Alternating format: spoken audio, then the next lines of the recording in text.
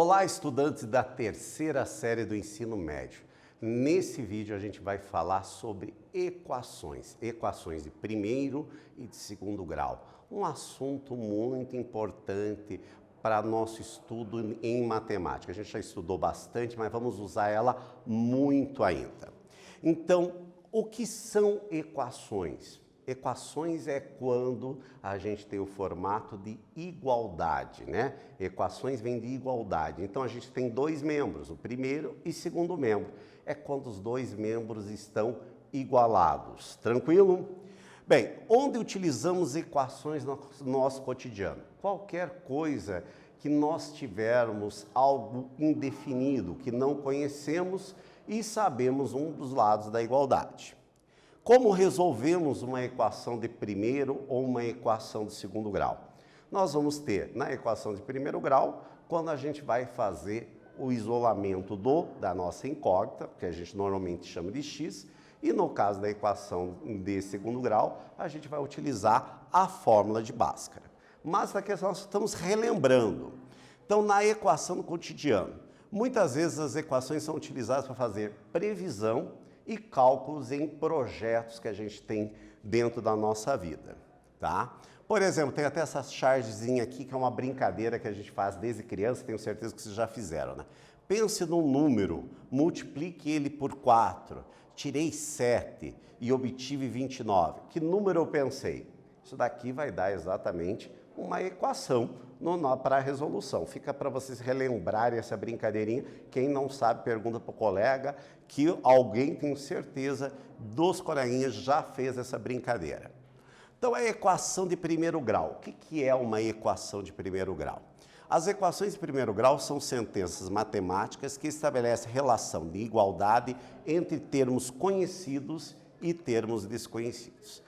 A representação dela é dada da forma ax mais b igual a zero. Aqui a gente chama de primeiro membro e do outro lado, segundo membro. Aonde a gente tem um termo desconhecido, que é o x, que é comumente a gente usa x, mas pode ser outra letra sem nenhum problema. E o a e o b são valores reais que a gente vai utilizar. No caso, como a gente vai resolver? O objetivo é a gente achar esse termo desconhecido, a nossa incógnita. Então, a gente precisa isolar essa incógnita. Por exemplo, eu tenho aqui uma equação muito simples de primeiro grau. X mais 4 igual a zero. Então, o que eu vou fazer? Eu isolo o x, passo para o outro lado o 4 com sinal trocado. Lembrando, né, não tem esse pulou a cerquinha, mudou de sinal. Na verdade, a gente subtraiu menos 4 aqui e menos 4 aqui. Eliminamos o 4, ficamos com o menos 4 ali. Portanto, o valor desconhecido é menos 4. As equações em segundo grau, ó, nós temos um exemplo aqui. Para encontrar as medidas de um terreno retangular, que a área é 255 metros quadrados, obtemos uma equação de segundo grau. Então, por exemplo, a frente vale x e a lateral do terreno x mais 2. Para eu calcular a área, eu vou fazer a base vezes a altura, que é um retângulo. Então, fazendo x que multiplica x mais 2 é igual à área total 255. Fazendo a propriedade distributiva aqui, x vezes x, x ao quadrado, x vezes 2, 2x, ou 255, muda de sinal para cá, menos 255. Ficou, portanto, uma equação do segundo grau. A equação do segundo grau, desta forma, ax ao quadrado mais bx mais c igual a zero, é a equação completa. O valor de a, de b e de c são reais, com o a não podendo ser zero, e a nossa incógnita é o x, e é de segundo grau porque o expoente é ao quadrado. Essa seria a nossa forma completa.